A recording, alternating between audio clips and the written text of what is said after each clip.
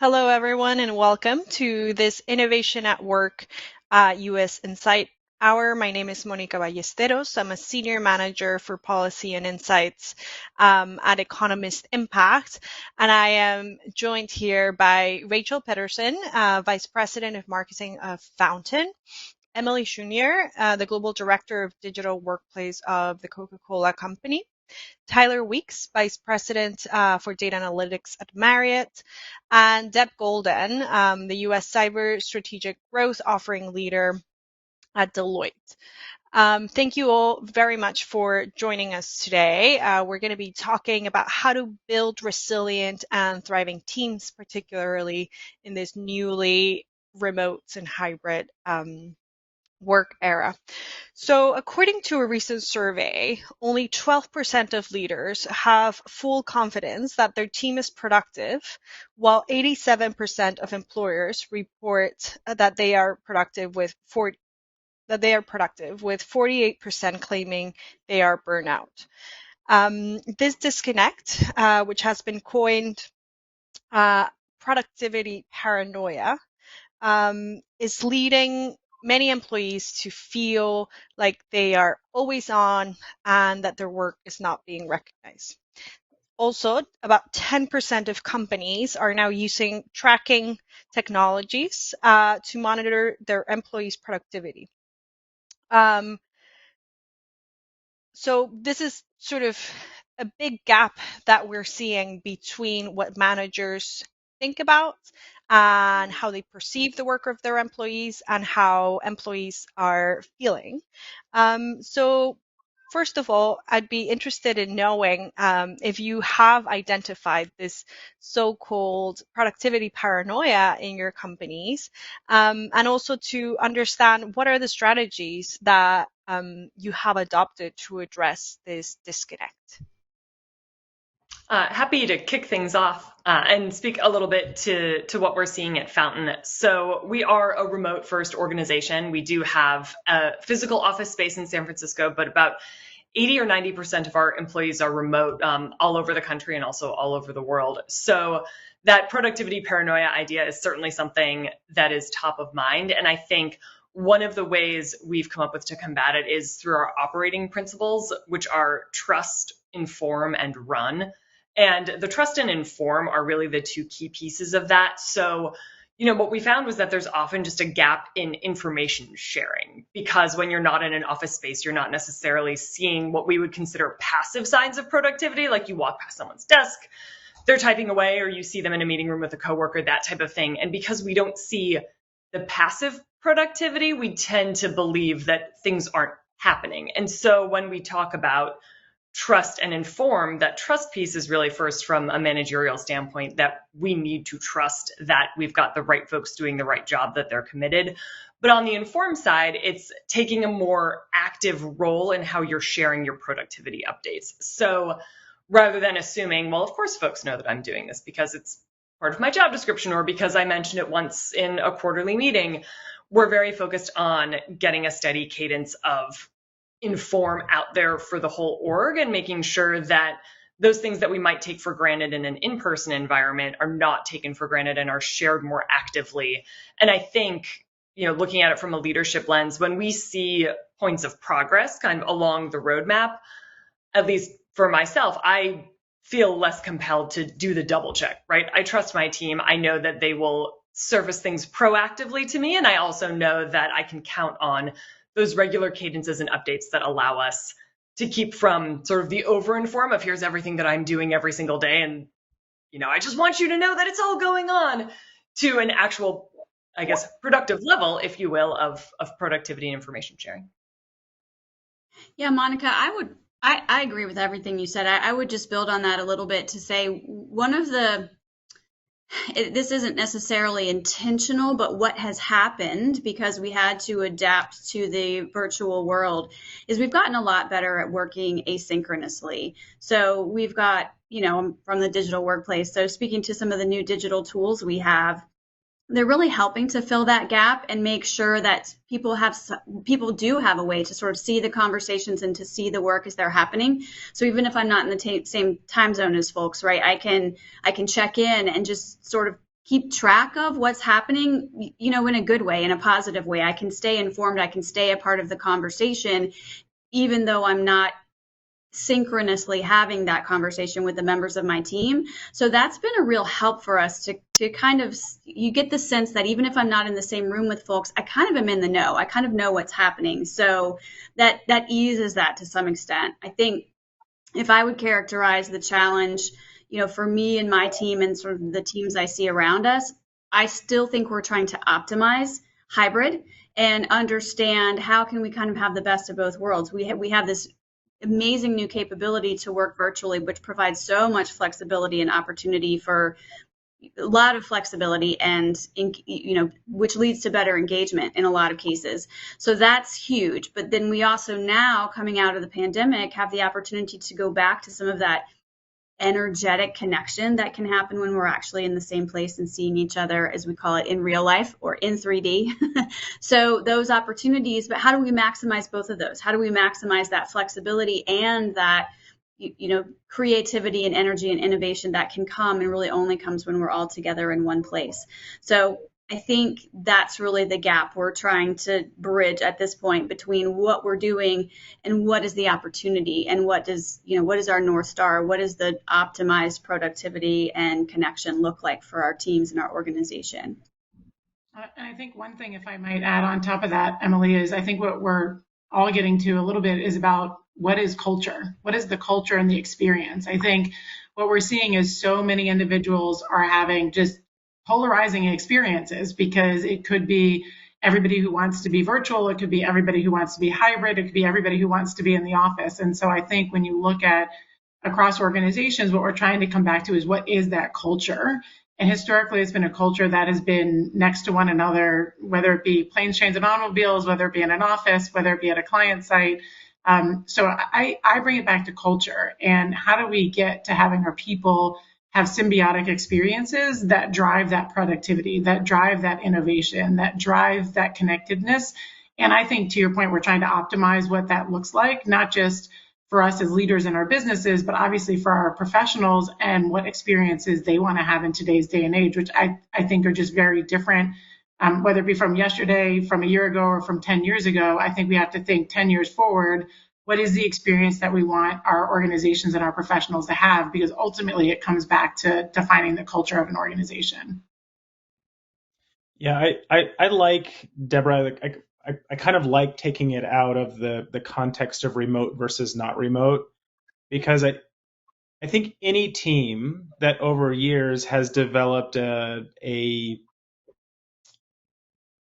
sort of a runtime communication, right? It's whether you're in the office, whether you're on multiple floors of the same building, if that gets changed or disrupted in sort of a discontinuous way. So like, it could be that you're used to working remote and now you're with an in-person team, and you could be feel just as out of the know because Slack is like a ghost town. Nobody's using Slack because you're all in an office. You could be in the same situation.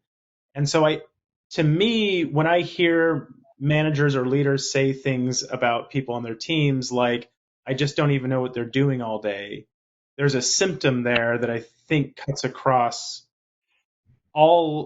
any situation where a team kind of hasn't established how the rules of the game, like how they're going to work, how they're going to communicate. And I really think that falls almost entirely on the manager. It's like you can't, like, yes, you could walk into some workplaces and that's all solved for you, but in many cases you've got to go engineer that, I think. And I when I have colleagues or I hear people talking about that, I sort of like try to push it to them. Well, like, have you set clear goals? Do you have a clear ownership model? Do you have, like, you don't even need tracking software. Are you like holding anybody accountable to anything? And usually it seems like a lot of those things are missing. It has nothing to do with remote or in person. It's really just them establishing that framework as the leader. Sorry. Go ahead. Sorry. Emily. I was just going to add to that. I think that's exactly right. The one add I would have is that I think it's possible to have that be co-created and not just manager-led, right? So the idea is we need to establish norms, team ways of working. And so one of the things that we've been invited to do across the entire company is engage in these team liftoff sessions that you sort of self-select into, and then it's a little bit of a facilitated conversation for the entire team to lean in and say, here's what I need in terms of response time, or here's sort of our expectations. Are we going to have some common hours, that we know we're all going to be online and sort of instantly available, and then some flex time where, we catch up asynchronously. So just establishing those kind of things and talking as a team about what we need and what's going to work for us, I think can be another strategy to get everybody on the same page and have that understanding, but have it in a way that everybody's a little bit more bought in and feels like, yeah, that's going to work for me. That's going to work for what I need. Thanks. Rachel, you mentioned sort of new ways of reflecting or identifying productivity. I'm interested in knowing what kind of metrics can be adopted to measure productivity and performance beyond the time that you spend behind the monitor. Are there any new ways of thinking about how we measure this? Honestly, and this is perhaps a metric in a loose sense, and I would be lying if I told you I knew exactly how to measure it. But what I found to be one of the greatest indicators of productivity and overall success is, in fact, employee morale and their connectedness to the culture. I could track anything I wanted to about an employee, how much time they're, looking at email on Slack, etc. That's not something that we do, but that's something that many organizations do. But that, in the end, isn't necessarily going to tell you that you're getting the quality of work, the quality of output that you need to actually be successful. And I think oftentimes we conflate productivity or amount of work with the quality of the work. And that's actually a misleading idea, because the employee who is on Slack, active on email, like their bubble is green from 9 a.m. in the morning until 1 a.m. isn't necessarily your most productive employee. They're just around the most. And so, what I've worked really hard on with my team in doing is having those frequent conversations about overall, do they feel connected to the organization? Do they feel connected to their teams? And where we see dips in productivity, what's often the underlying case is, well, yeah, I feel siloed. I feel like I'm kind of shouting into a void over here doing this work, and I have no idea how it impacts the rest of the company or the rest of my team. And when folks feel disengaged in that manner, the drop in productivity, even if they're technically doing what they should be doing, is really inevitable. So keeping track of morale and that connectedness to culture is something that has been vitally important. Yeah, Rachel, adding, you made me think of something. It's around connectedness and productivity. I know that I have seen personally, and I've probably been guilty of this at different points in my career, of confusing busy with productive, and sweat with importance.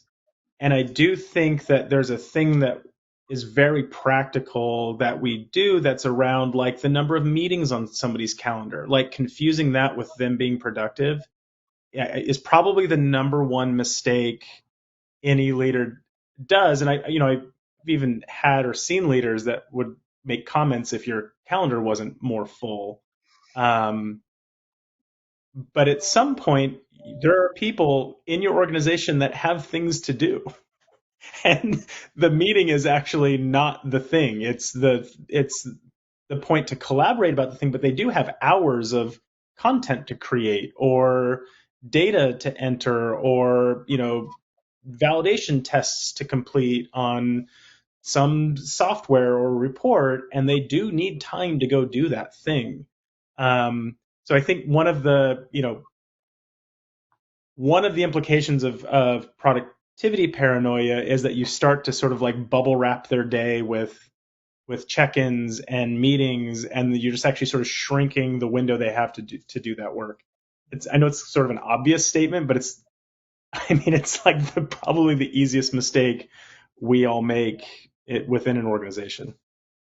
And I think if I could add on that, Tyler, and I completely agree, busy calendar doesn't mean productive. But I think the other thing too is we think particularly in digital age, which was going to come regardless. It just came maybe a little bit faster with the pandemic, is also how do we create productivity by establishing and imagining and reimagining talent as well as solutions, right? Because the same way that we did work before is definitely not going to be the same way we do work today or the same way that we do work tomorrow. And so I actually also think we probably need to challenge some of the orthodoxy of what productivity looks like.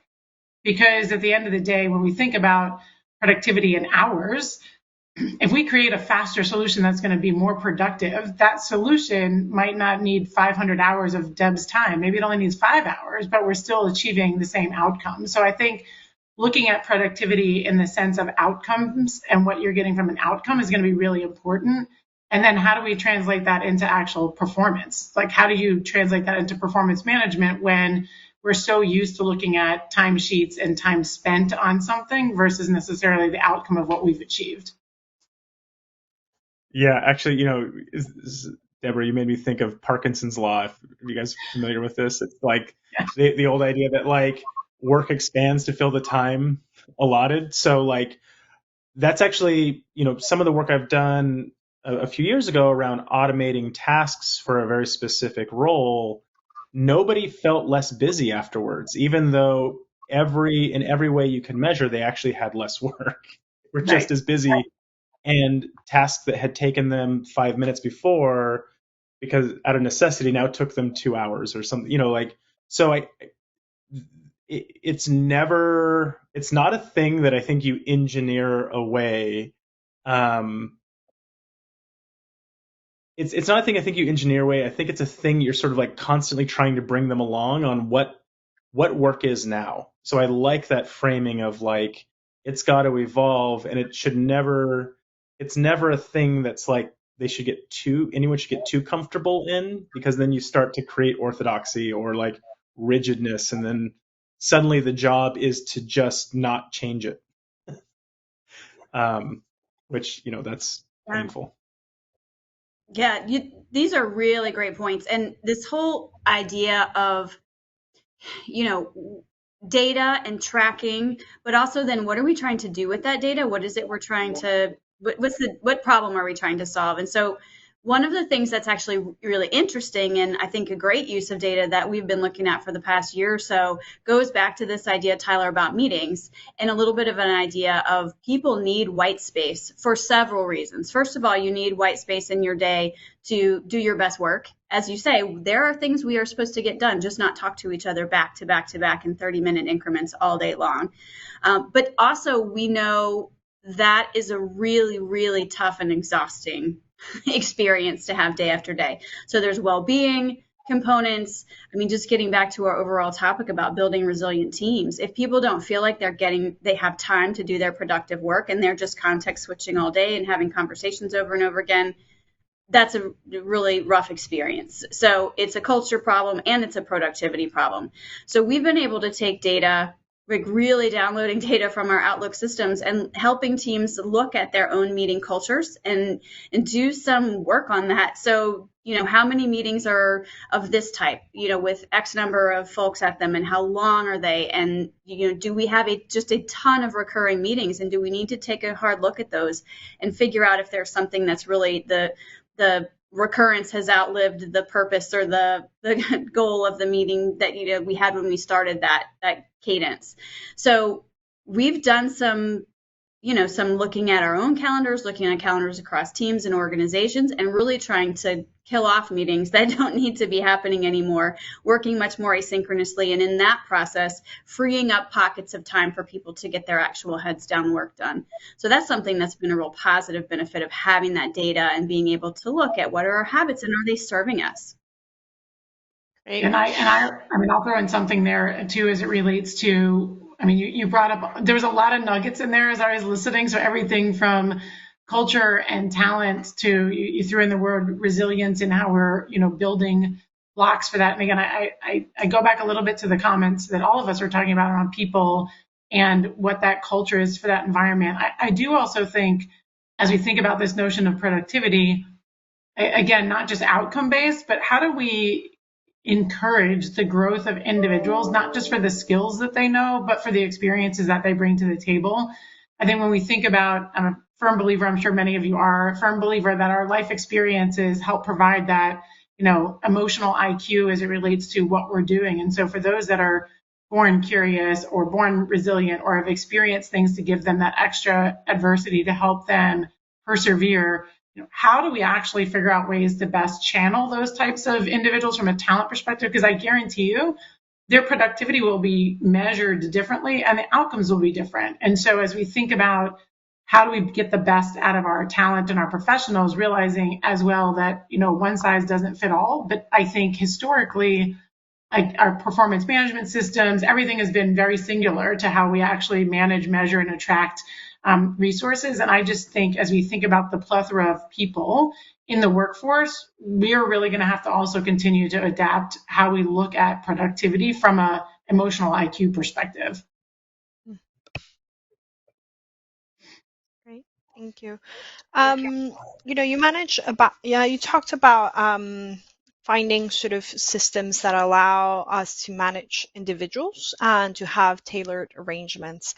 Obviously, remote work has allowed for great flexibility for a lot of the employees, but you also have industries where remote work is not possible. I know Tyler, obviously at Marriott, Emily, at Coke. How do you navigate this new need for flexibility without the ability to allow your employees to work remotely? Well, coming to you is going to be a hotel where all of the employees are remote. You just show up, no one's there. Just kidding. Um, no, I mean it's a tough question. I think that you would think that, I mean, most of the things that we've just been talking about kind of apply to jobs like ours, right? Like knowledge workers, developers. There is in any corporate structure, there is an army of folks like us that are sort of keeping the lights on and keeping this thing going. But at a company like Marriott, we've got, 400,000 associates that are working at these hotels, and we need them to be there, and we need them to be doing an excellent job. But their work is also shifting. Like the shift to remote work and COVID also impacted them, but in a different way. And they are looking for flexibility. We used to talk a lot about work-life balance, right? But it's more like, do I have the ability to adjust and be able to be excellent at my job and also take care of my family and my life and do that in a way that's reasonable. So some of the ways that we're thinking about this is more of how do we give them options? How do we create some fungibility of resources, maybe across properties or hotels that are in the same neighborhood? How do we give them an opportunity to seek gig work internally? So like rather than have you go work Uber on the side, why not pick up an extra shift or at a hotel? You already work for us, so like, yeah, why not help you have that? And it's not always about working less. Like a lot of our associates want to work more. They need more shifts. They're looking for a little bit extra because Christmas is coming up, or they have a kid starting college, or and so it's not like many of them actually want to do more work, which is we sort of, it's almost on the opposite end of the idea of burnout, that the inflation is putting a lot of pressure on these families.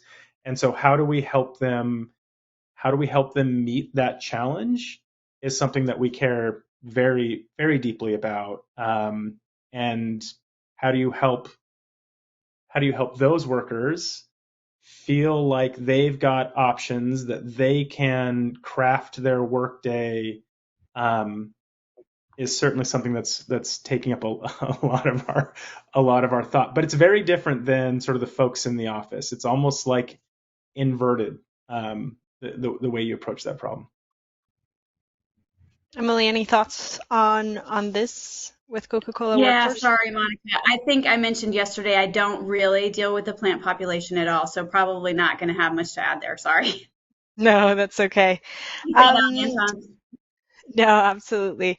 We have also seen many companies leverage this flexibility to promote a more inclusive and diverse workforce. Just curious to know, have you been able to do this? We know this is a challenge for technology companies and startups, for example. So curious to hear how this um, has allowed you to increase and improve inclusion in your workforce. I was just going to say that one I can take a stab at. I think one of the things we've talked a lot about is, kind of an element of inclusion that we didn't really have in as tight a focus as we have now post-pandemic, because I think the equality of everybody being in the same size square, as I've heard it said that way many times, it really, I think we were not fully and optimally including people that were attending meetings virtually. And probably we were focusing in a lot on the most senior people in any meeting, right? So I think one of the sort of expanded ideas of inclusion that we have coming out of the pandemic is, regardless of where you are and regardless of what level you are, having an opportunity to really fully participate in and be an equal voice in conversations and brainstorming and innovation and decision making. So that's sort of an element of inclusion that was a really happy surprise, I think, to everyone.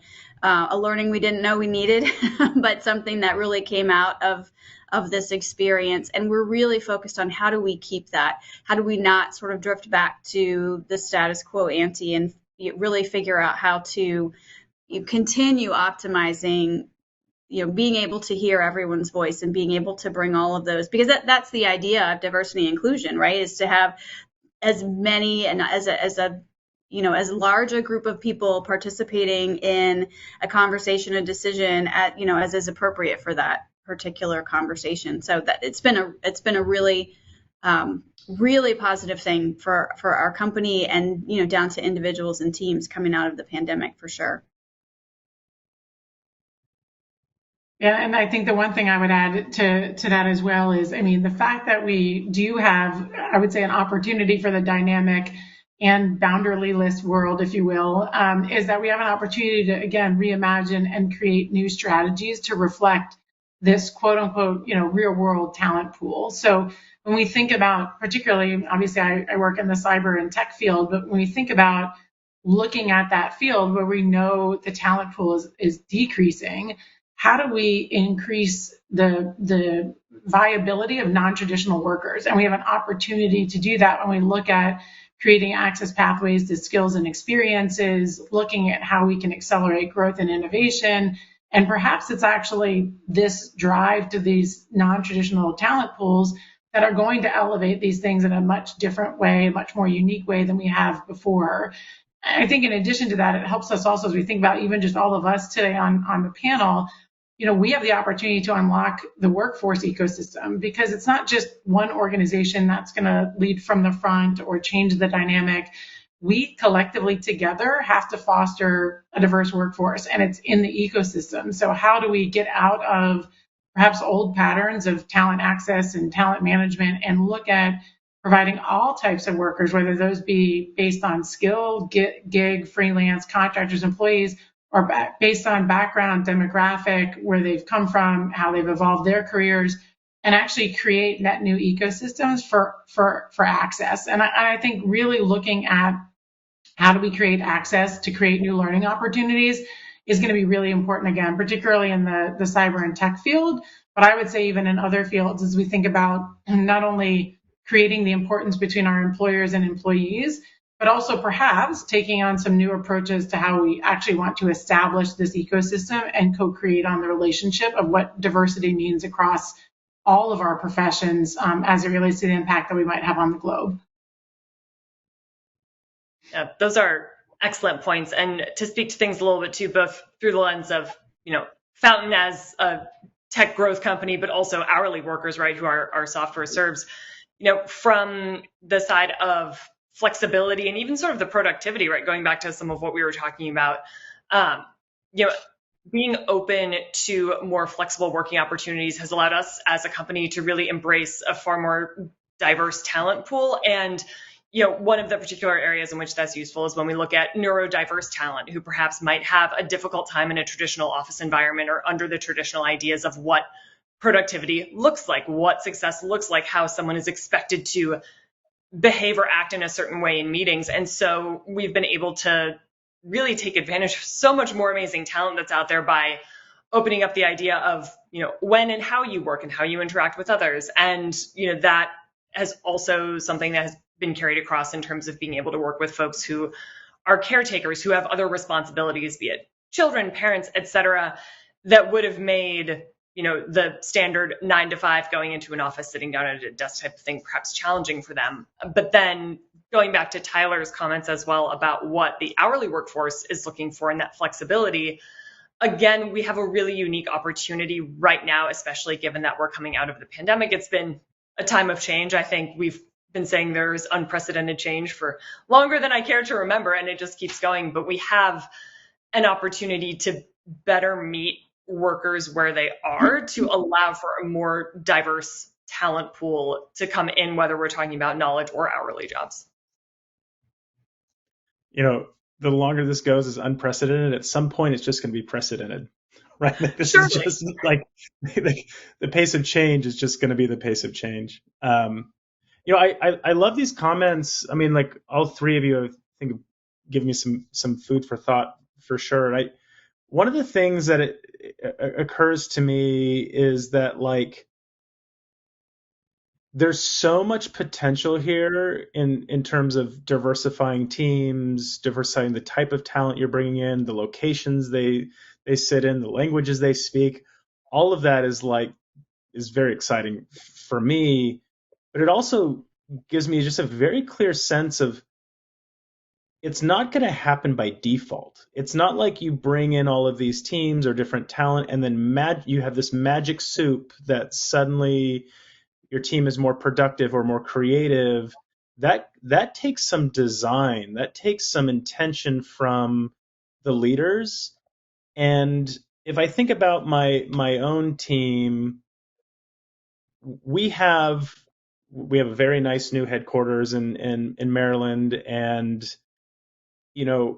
getting them to think about that building as a tool. How do you use what are all the things that they need to do, and who do they need to influence, and what work do they need to get done, and how are they using we use Microsoft Teams, so how are they using Teams to do that? How are they using the building to do that? So it's less about you need to be in the building so many days a week, but what are all the tools in your tool belt to go get consensus? And how can I help you as a leader drive? Where are you struggling? Who do you need to connect with? It's not like we're all sitting in the same building all day, all the time. And so some of that contact happens naturally on the way to get coffee in the cafeteria. I have to be very intentional about architecting that for them and talking to them about where to plug in. So yes, I have some folks that are less excited about being in the building, but that's where I need to help draw them in and architect that world for them. And so anyway, my point is that as I think about kind of the opportunity to expand, it's going to just take some very thoughtful approaches on my part and other leaders' parts to make that a reality.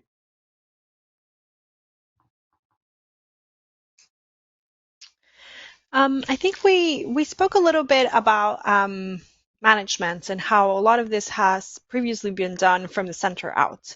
I'm curious to know what have you done to incorporate employees' voices into the changes that you implement, into the culture that you adopt. How are you able to sort of rethink those structures, taking into consideration employees' voices? Yeah, I love to take a stab at that. I think we have been pretty intentional about being reactive to employees' needs, or responsive, I guess is a better way to say that. So we have been really clear to say, sort of leadership wide, we don't have this figured out yet. So we are going to try experiments, and we are going to learn, and we are going to adapt.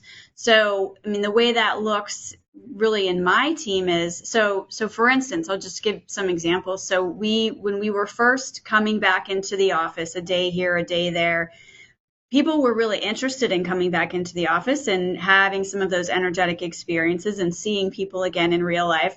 But what we're finding is that you were never inevitably not coming in at the same day as someone else on your team. So perhaps I'm coming in just to sit in an office and do the same thing that I would have been doing if I was sitting at home. So, so we heard that feedback and we listened to it, and we sort of self-organized around a couple of key days. So, hey, if you are not coming in for a specific meeting, but you want to come in to have some human interaction, let's aim for Tuesdays and Thursdays. And so then now I know I'm going to have some critical mass, or I'm going to have a center of gravity where I am going to run into some folks and, expand my weak ties, right? And see some of those people I haven't seen in a long time, and build some of those connections, put back in that relationship bank, some things maybe that have drained away over the course of the pandemic. Something else we've done, again, in response to feedback, is to start to create some opportunities for people to meet with leaders. So we just added an optional breakfast for the folks that are Atlanta-based to come in and just drop into a breakfast in the cafeteria with me and with my leader. And we got some really great feedback on that. People really enjoyed the opportunity to come, to catch up with colleagues, to have a little bit of FaceTime with leaders and ask some questions. And it's just an optional thing, but it gives people, an opportunity that they know is happening. It doesn't have to just be an accident. And I happened to go in on Thursday and I ran into some people. So it just gives people some things to sort of center around. And I think that's been really positive. So we've just been kind of going week by week, figuring out what works, figuring out where we still have opportunities and gaps, and then working together to co-create what can we do to close those gaps. So I think that's been really effective. And I think it's been nice for people to see, I can have my experience, I can talk about my experience, and I can lean into helping to figure out what is the solution if we're not quite there yet.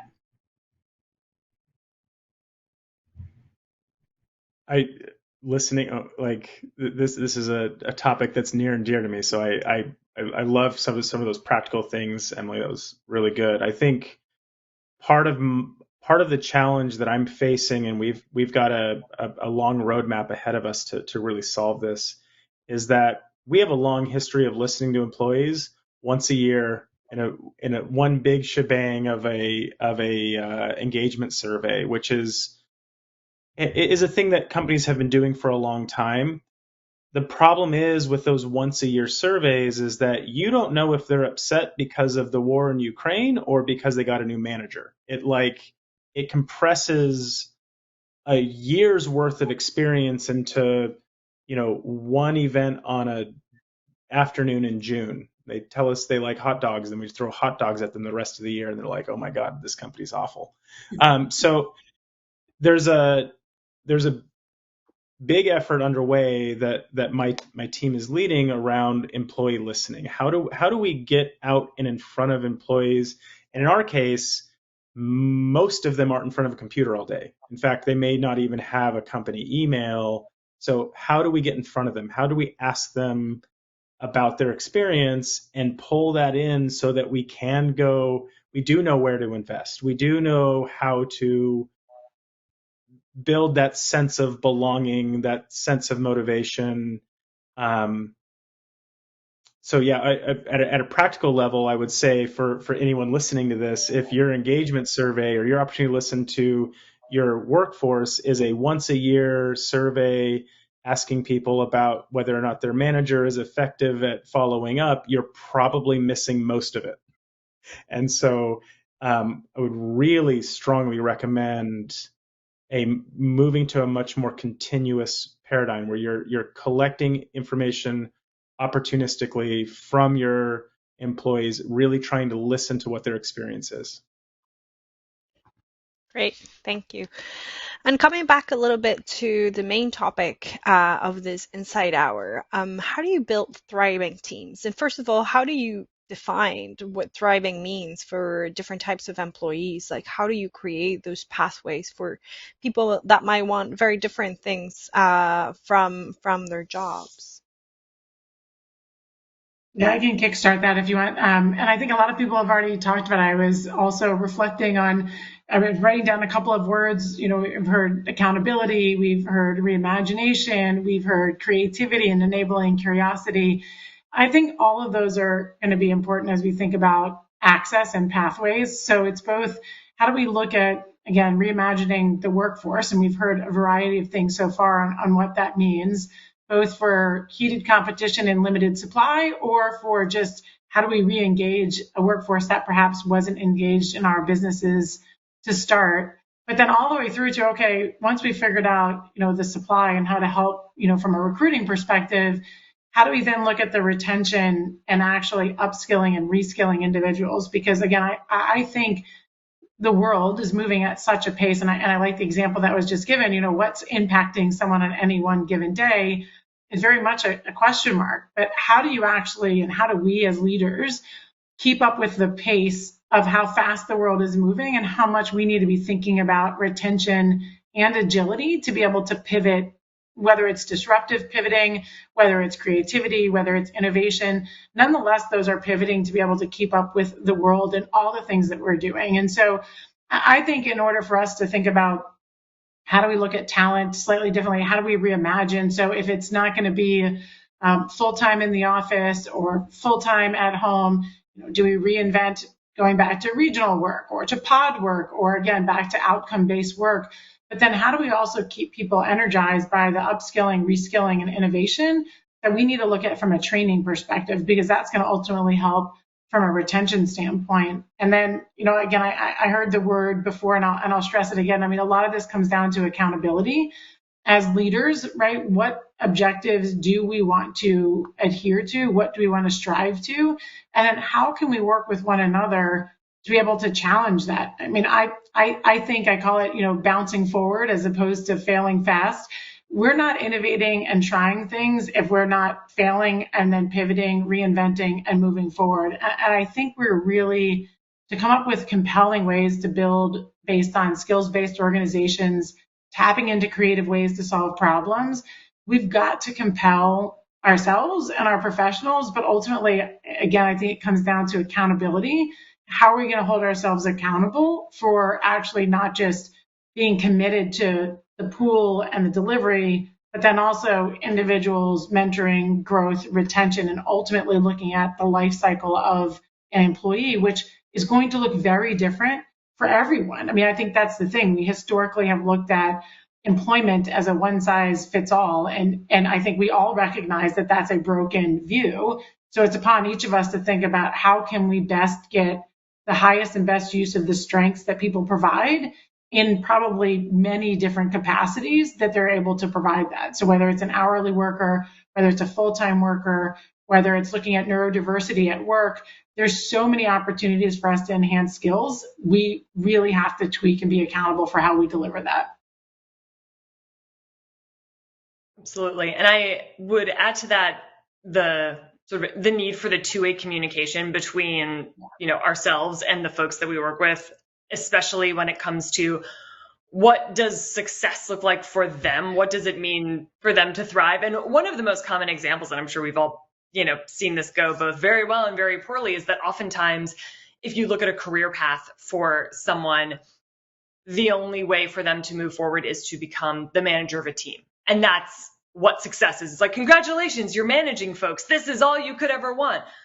And that's definitely not a one size fits all for everyone. But if we don't have these conversations with our team members and understand what does it take for you to thrive? What is most important to you? Is it, no, I'd actually prefer to remain an individual contributor because I have X, Y, and Z obligations and these things are important to me outside of work. Or no, I want to manage people. Or, I want to work more on public speaking, or actually that's something I don't want anything to do with. I think I've learned a lot, from my teams just in sort of separating myself from what my idea of success and thriving might look like for them, because that's based only on what my own ideas are for myself, and just figuring out, okay, what to you does success look like at this company? Because even if we are theoretically helping someone move forward to what we view as a move forward, if it's not what they're looking for, or it's not giving them, to Deb's point, like the growth in the areas that they're really excited about, where they have curiosity, they're not going to stay engaged. And as soon as we lose that engagement, you have someone walk out the door and you say, but I just promoted them, they just got this, they should be thrilled. And I think anytime we find ourselves using that should, like should have been or should be, that's when we realize there was likely a breakdown in communication somewhere, and maybe we were not asking the right questions or listening to the answers. And Rachel, Rachel, yes, I was smiling and nodding the whole time, Rachel, you were talking about that. And you bring up an interesting facet that I am constantly challenging, which is we absolutely need to debate the myth of normal or the orthodoxy of success, because we have, even in our own biases, what's successful for me is different than each of you. And that doesn't mean that anyone is better or worse. We just all define success differently. And I completely agree.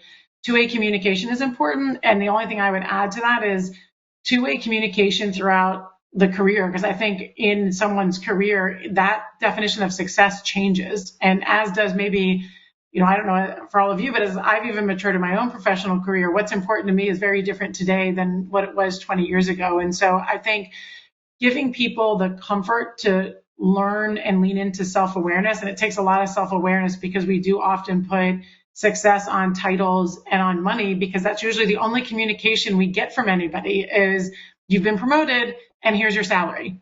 Well, so if those are the only two things you're equating success to, it's really hard to say I'm successful at something else, because the only feedback I get is in those two realms. So I couldn't agree with you more. And I think we, again, really need to challenge ourselves to how can we do better at understanding what success means, or challenging this myth of what normal or success means for individuals, because it's going to be unique for everybody. That's so good, Rachel and Deborah both. And it's really timely, because we are having my team of team leads. We have a little bit of a book club, so we'll read a book and talk about it together. And we were literally last week having a conversation about career development and how we have these conversations with our team members about where they are, what they want, how we can support them. And one of my team leads, who's based out of Europe, was making the point that the book we had read was really giving us sort of an American-centric and North American-centric point of view about career satisfaction and success. And so she was really pointing out that, even though this book was encouraging us to have the one-on-one conversations, it was putting people in a little bit of a box about success and what progression looks like. So it was a great reminder, back to our diversity idea, a great reminder that we really do have to listen to people, listen to where they are, not have a one size fits all, and not have preconceived notions about not only what success looks like, but what satisfaction looks like. What does thriving look like? To get back, Monica, to your question, what thriving feels like and looks like to me could be really different for other members of my team. So it's really important to get, to pull back those layers of the onion, if you will, and figure out what is it that makes this person tick, and what is it that's going to really turn on this person and really make them feel like they are contributing their best self, because that's what we all want. I think we all want to be successful at work. We all want to thrive, and it's just a matter then of sort of getting in touch with that and figuring out what that looks like and feels like. And then we, as their leaders, how can we enable that?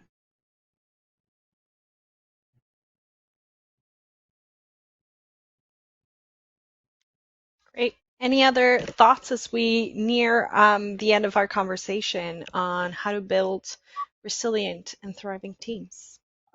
I would say the only other thing that I would add to all this, because this is great. I mean, I don't feel like there's much to add. This is all very good insight. And is again, I do think that there's a big piece of a sense of resilience and a sense of success and a sense of productivity that comes from the leader having a vision and selling that vision. And I think it's easy to confuse a vision with a plan, right? Like a roadmap isn't a vision, right? It's like a project plan, like a Gantt chart isn't a vision. We want to be. It's a statement. It's an idea. It's a thing that people can join, and giving them a sense of joining something, even if you're in a large company, um, you know, that is unique to your team and to the thing that you're trying to accomplish, and then telling them when they've been successful, because they don't know. They don't see all the constituent parts. And so going back to them and telling them, here's why it's so amazing to be part of this team, and here's the amazing work that you've done, that goes so far to help them feel resilient, feel productive, and actually promote productivity with them. It sounds benign. It's not any like new magic tool or technology. It's like leadership, but um, I don't think it can be underestimated. And it really, really makes a huge, when I look at teams, that's often the big differentiator. It's not even the amount of terrible work they have to do. It's just how much they've bought into the vision of their leader. And I think, Tyler, you hit on something that, and I'm smiling as I was listening to it, but you hit on, again, not just resilience, but feedback and that. And I think one thing that as I think about resilient people and workforce, it's the notion of feedback as a positive. And I don't mean that it's always positive feedback, but how to better give feedback and receive feedback. And I think, at least as I look at many people across many organizations, doesn't matter where, it's can we get better at not only how we provide feedback, but receive feedback. I mean, I jokingly recall my mother saved all of my report cards from when I was a kid, and straight A's, did great in school. So the response back to our earlier one would have been, that feedback's great, she's doing great. But in every comment, it's, she's talkative. And it was written as a negative versus the curiosity that she has to want to constantly understand how things work. And if I think about who I am now, it's that curiosity that's driven me. It's how does it work? How can we solve for things? How can we use innovation to drive different things? Tell me more about your life because I want to know about it, because I want to learn from you. And so I think some of it is also, again, how do you interpret the feedback to help drive someone's strengths and use those strengths to get exponential return? And I still don't think we've, as a society, cracked the nut on how to give that feedback, and again, how to be a receptor of that feedback, and then how to push forward in those strengths. So again, agree with everything everybody has said. And I think the notion of feedback that you touched on there is really critical to us building that resilient workforce. I love that. And I think there's a piece of it that you can know you're doing it well if people on your team are asking, or like they're using their discretion to follow the thing you're saying. It's like a direct, if you're good at giving them feedback and good at receiving their feedback and good at, sharing the vision with them, they will be asking to follow, or how do they do it better, as opposed to more just accountability in the sense of like, hey, you were supposed to do these 5 things, or here's a new work tracker, or here, like managing is about keeping on top of their work. Leading is about them deciding to follow you. And I think that's a piece that feedback is just how to go do that in a dialogue is just it's integral piece of the recipe there. So I really like that call out.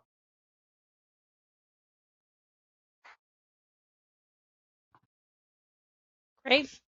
Well, thank you all very much. I think we've touched on a lot of very interesting topics, coming out of the pandemic and challenging these narratives on productivity, paranoia, quiet quitting. We spoke about engineering a culture where people can communicate, where you listen to employees and incorporate what they want and their vision of success.